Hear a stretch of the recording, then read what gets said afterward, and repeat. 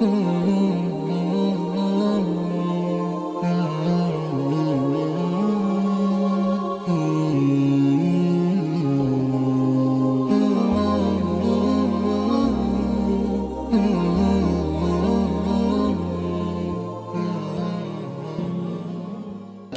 seorang sahabat yang masyhur namanya Rub'i al-Amir rahimahullah.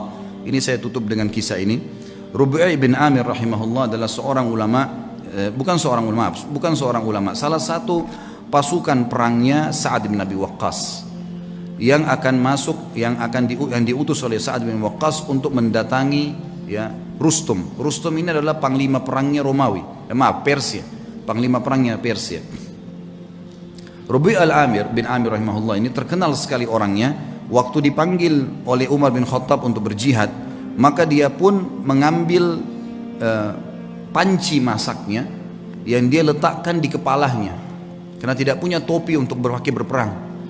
Panci masak dipakai jadi topi, kemudian pisau dapur dibawa untuk berperang. Dia tidak punya pedang.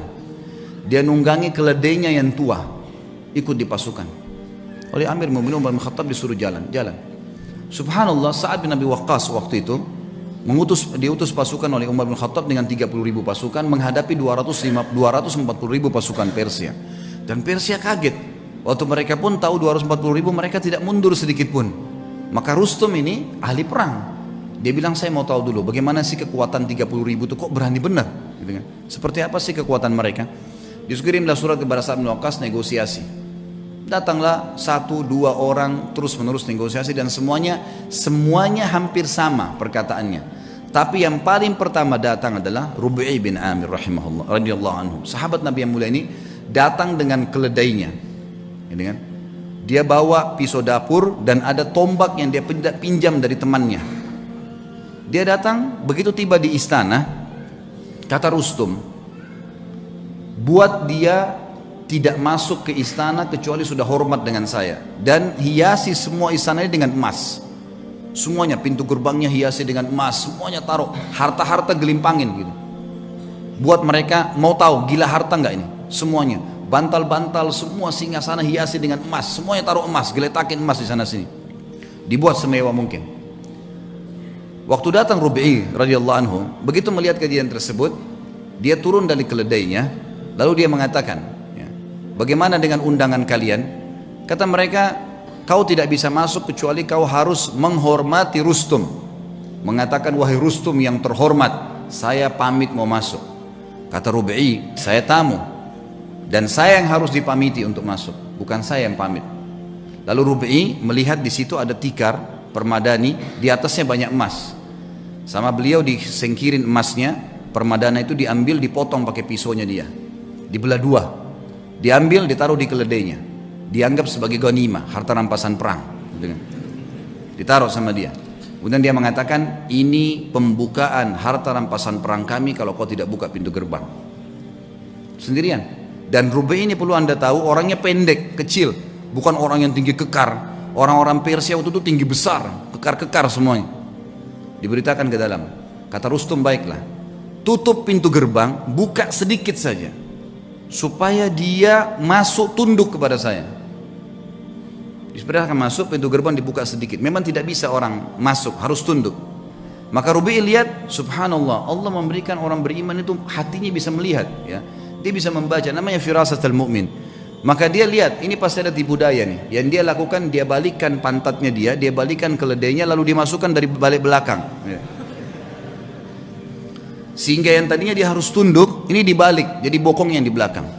Dilaporkan ke Rustum, ini yang dilakukan sama orang ini.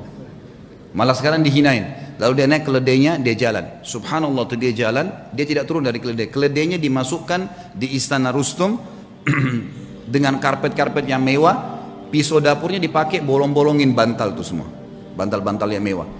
Semua ini karpetnya ditusuk-tusuk dengan tombaknya sama dia. Sampai tiba depan Rustum. Panci di atas kepalanya, pisau di tangannya, tombak di tangan, pisau tangan kanan, ini tangan kiri, tombaknya. Kata Rustum, dipanggil penterjemah, tanya kepada mereka nih, mau apa sebenarnya datang ke sini? Terjemahkan, hai orang-orang Arab, kalian kan dulu di padang pasir, tidak punya apa-apa kecuali gembala kambing. Untuk apa kalian datang ke sini? Kalau kalian butuh harta, sebut saja, kami akan kasih pulang. Kalau kalian butuh gembalaan, kami kasih berapa bun unta dan kambing yang kalian mau. Kalau kalian ingin jabatan, kami akan jadikan, pilih siapa yang terbaik, kami akan jadikan sebagai pemimpin kalian dan kami akan kasih gaji. Lalu jawaban Rubi'i rahimahullah, ini orang kalau sudah mengenal Tuhannya, dia mengatakan, kami datang dari sana tidak butuh dengan harta yang sedang kau pamerkan ini. Dan kami datang mengeluarkan seluruh hamba termasuk kamu dan kami dari menyembah makhluk kepada menyembah pencipta sang makhluk. Itu saja. Kalau kau patuh, maka kau dengan kerajaanmu, kami akan pulang. Hukum Allah, berhenti menyembah, karena waktu itu raja mereka Kisra dianggap Tuhan. Berhenti menginjak Kisra. Kisra pun tetap dengan kerajaannya, kau tetap sebagai panglima perangnya, semua kau milikin, tidak ada yang hilang di sini. Cuma itu saja. Kemudian kami pulang. Lalu kata si Rustum, baiklah kalau gitu, izinkan kami berfikir, mungkin butuh waktu. Kata Rubi'i, berapa lama kalian butuh? Sehari, 2 hari? Kata Rustum, tidak, mungkin kami butuh 2 bulan, 3 bulan berfikir, musyawarah dulu. Kata Rubi'i, saya hanya kasih kalian waktu maksimal 3 hari, karena pemimpin kami Nabi SAW mengizinkan musuh berfikir 3 hari maksimal, tidak boleh lebih daripada itu. Kata Rustum, terjemahkan ke orang ini siapa pemimpin mereka? Kata Rubi'i, terjemahkan, kau pemimpinnya? Dia bilang bukan, saya pasukan yang paling di belakang gitu. Saya ini pasukan yang paling biasa, prajurit yang paling biasa. Kata Rustum, terjemahkan lagi, kenapa kok kau bisa ambil keputusan begitu? Dia bilang, dijawab sama dia, karena agama kami mengajarkan dari pemimpin muslim sampai masyarakat biasanya keputusannya satu. Kalau saya sudah berikan amanah, keamanan, semua harus patuh terhadap pemimpin saya. Muslim semua begitu, kami satu jasad.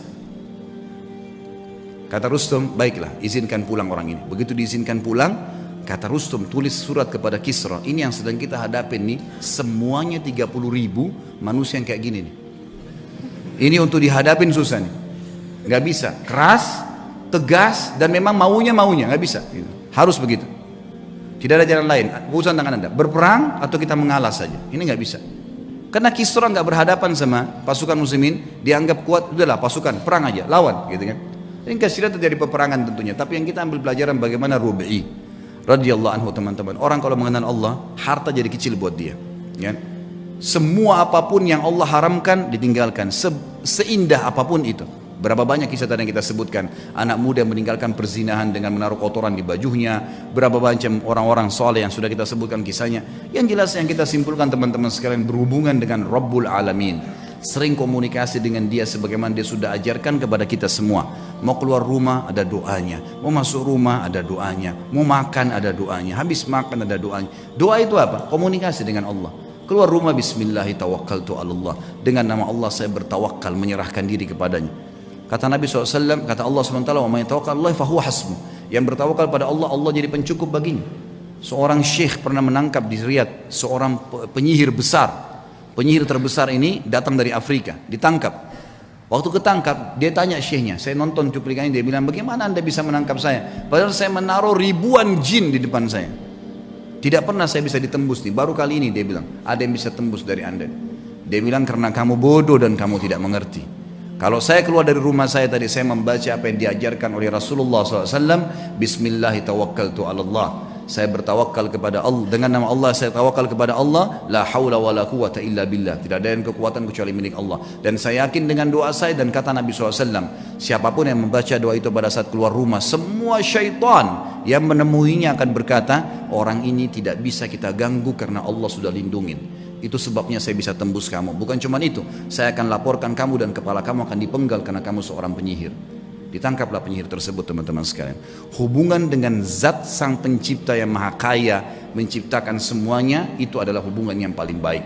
Maka jalinlah hubungan yang baik dengan Allah, maka Allah akan baikkan semua. Sebagai penutup kata-kata saya, kata Nabi SAW, siapapun yang berbuat perbuatan yang Allah ridha, Allah cintai perbuatan tersebut, Allah akan buat semua makhluk mencintainya.